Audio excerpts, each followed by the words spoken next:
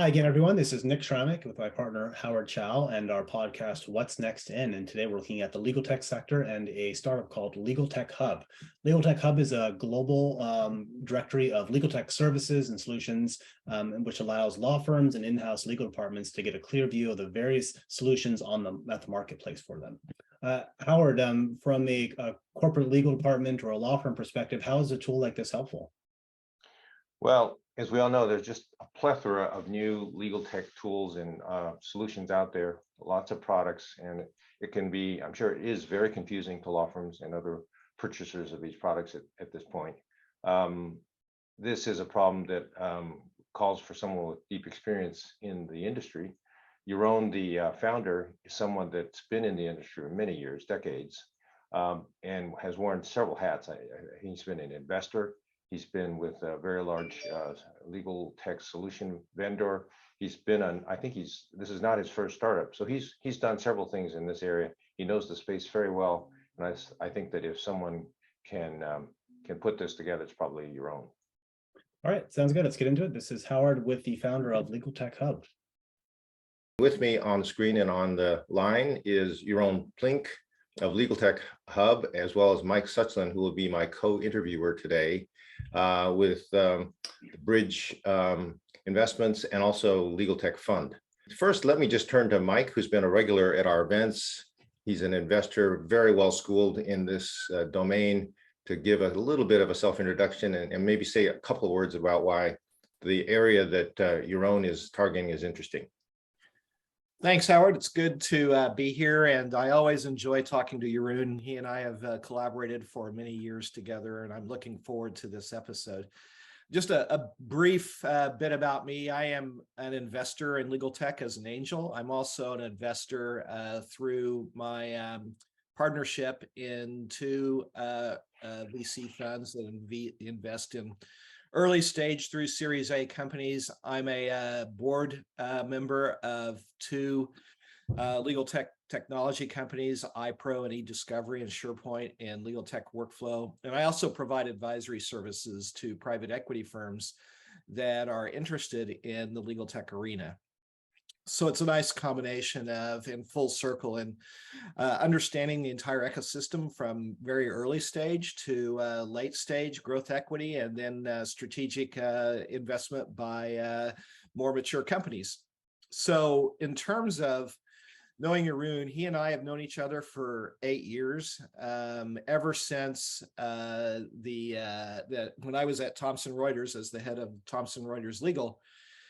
We made the acquisition of Practical Law Company, and Jeroen was the head of, he was the CEO of North America for Practical Law Company. And when we both left TR, we got together and we began to provide advisory services together in consultation. We co-invested as angels in various businesses. We shared lots of intel on what was going on in the legal market. We've learned a ton from each other. So he's a close collaborator because he's brought that entrepreneurial mindset, and I brought more of a strategic mindset. And so when he started up Legaltech Hub, I was thrilled to see him doing, I think, what he does best, which is to get in with a very early stage company, grow it like he's proven to do before, and managing through that to ultimate extraordinary success. So I'm thrilled to be here. I'm thrilled to learn more about the Legaltech Hub. Great. Well, even though you're such good old friends, I hope you will not take it too easy on Jeroen today. And also, maybe Jeroen, you can say a few words about yourself, your personal background. I guess you've worn many hats. I mean, you've been an investor and you've been an executive, but now the shoe is on the other foot again as a startup founder. So tell us a little more about your background. Yeah, thank you. And like Mike said, it's an honor to be here. I've been to to your events a couple of times, and I've very much enjoyed it. And it's great to be here with Mike. And I'm hoping that he doesn't make it too easy on me, because in addition to working together quite well, we've enjoyed the banter among friends quite a bit. So my background is I'm a former practicing lawyer. I started my career with Clifford Chance. Spent 6 months as a secondee lawyer at Latham & Watkins in LA, and then in the early 2000s I started a legal tech company. It wasn't called Legaltech at the time, but we did due diligence software for M&A transactions. Sold that to Practical Law in the year 2002, and built a number of legal tech applications within Practical Law. Then in 2007, I moved to the US and set up Practical Law US, which I grew from 2 people in a small interior office to about 250 people in the US, and we sold to about 250 or 80% of the AmLaw 200, a few thousand in-house legal departments, and quite a few smaller law firms. So it was a success. And then Mike and I met, actually, I think it was 10 years ago to this day. And we were part of Mike was the main architect, but I was part of the team that helped sell Practical Law to Thomson Reuters. And I think that was one of the best, or not one of them, I think it was the best acquisition that Thomson Reuters has done in the last 20, 25 years. And it's grown ever since. So after that, been an investor and advisor to legal tech companies, law firms, even to a stint back at a law firm in an innovation role, and started or joined my co-founder, Nikki Shaver, earlier this year with Legaltech Hub. Great. Well, so you've seen a lot of legal tech and the growth of the industry. Tell us the essence of what you're trying to do and why you chose this particular opportunity out of the many that you could have focused on. Yeah. So I think I'll start with Nikki. So Nikki was 2 years ago. She was the head of innovation and know-how at Paul Hastings. And one of her major challenges was trying to identify software that met her needs as a buyer of software. So almost like her COVID project, together with her husband, who is then head of marketing at another legal tech company, a company called Xero. They built the first iteration of the current directory. The current directory is the world's most comprehensive directory of legal tech solutions, so software, but also alternative legal service providers. When I joined, we decided to make it a commercial effort. So now it's the directory is our first product. Our second product is going to come out in September, which is closer to an insights and analysis offering. So the current offering is like G2 or Capterra for legal, and in September, or actually it's going to be October. The October launch will be if Practical Law and Gartner had a baby, it would be Legaltech Hub Premium. Practical resources, market insights into Legaltech Hub, combined with checklists and all that sort of stuff. Jeroen, it's really interesting because I think that technology directories are a new resource in the legal industry. In fact, if you look over the last 5 years, the level of startup activity has accelerated so dramatically, and the pace of innovation has been alongside that. So there is a new need out there to kind of sort and parse this activity. But at the same time, we've seen tons of directories emerge. I think there might be 7 or 8 now that are all, kind of emerging into this space. And I'd be really interested to get your perspective on how Legaltech Hub is different from those others and how you think it can, have a strategic advantage.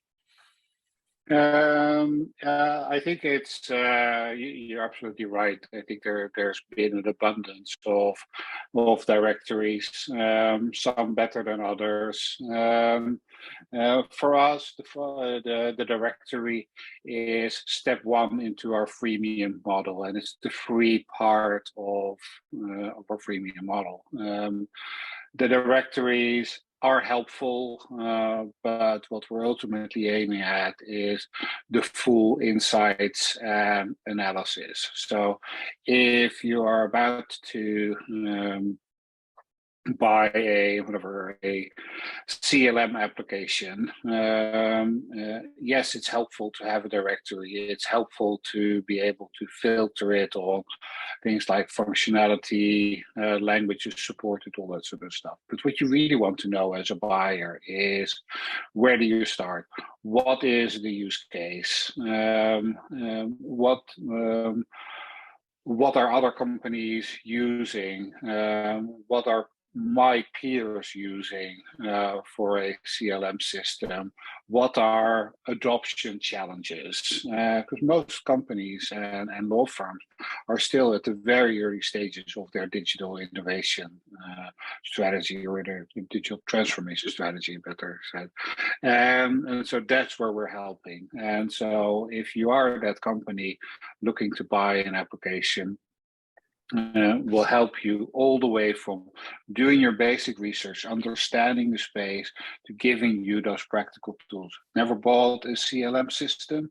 Here's a checklist with typical functional requirements, so you don't start with a blank sheet of paper. Here's a template business case model that you can use to sell the purchase of a CLM system to your C-suite. Again, don't start with a blank sheet of paper. And then, in order to support the vendors, here's an in-depth report on Serial Labs or on Lexion, where Legaltech Hub has done the full analysis and has dissected the offering. And said, okay, this is Lexion's offering. They have these kinds of functionalities. This is what they cover on security. These are some of their customers, or their sample customers. This is the use case. This is total cost of ownership of this application. So it really is the full buyer's guide that helps buyers cut through it. Jeroen, so it sounds very useful, but how do you create all this content? Is this something that you're going to have to hire armies of analysts to help you build out, or is this self-generating in some way? How scalable is this concept? Part of it is our secret sauce, but we have a huge amount of content ready for the premium side. What we've done is we've engaged experts for every topic that we cover. So we're going live with 11 topics in the fall of this year. And for each topic, we have an expert who knows what they're talking about, following our methodology. So a landscape article, a set of templates, and that's being produced by our experts for the most part. Then we have an editorial team. Keeping it current, they would be hired to also keep it current, because these products change all the time, right? Absolutely. So that's basically taking some of the lessons we've learned at practical law. One of the best parts of practical law was it was continuously updated. So we're updating all our content using some of the methodologies learned at practical law. All right. Who do you think will be more interested in this, Jeroen? Is it going to be competitors trying to gather intelligence on each other, or is it going to be investors who are looking to make the next either strategic or financial transaction in the legal tech space? So our core focus is actually the buyers and vendors of legal tech. If you're in a mid-sized law firm or in a mid-sized in-house legal department and you need to buy a document automation application, this is where you go to get smart and understand that particular market. So that's our core audience. We're also helping the vendors promote their offerings, but in an objective way. And then, sure, there'll be some competitors trying to get under the skin of their competitors' offering, where we will limit access to vendors so they don't dissect their competitors' offerings. So what is your business model then, and revenue model then, in terms of, is it, creating any marketplace, two-sided marketplace like this, or maybe it's even more than two-sided, is always a challenge in bringing both all parties up at the same speed or roughly the same speed, and then what are you charging everybody? So it's not we don't think of ourselves as a marketplace. We're an insights and analysis firm. So unlike, for example, Theorem, that actually presents itself completely as a marketplace, connecting buyers and sellers, we are merely about providing information to the buyers. I think to that extent we're different. I think we're competing with Theorem for other reasons. We're fighting for the same wallet share, but I think the main difference between us is how we're going about this, to answer your question and move away from the Theorem discussion, is we are charging nothing for basic profiles. On our directory, we're charging vendors a small fee for an enhanced profile. So an enhanced profile is a profile that gives them more visibility. So that's on the free part of the site, and then when we get to launch the premium version of the site, that has sponsorships by the vendors. So the vendors pay for extra attention in that model, and the buyers pay for access to the information. So you can imagine a medium-sized law firm paying an annual subscription fee to get access to the content. Right. Okay.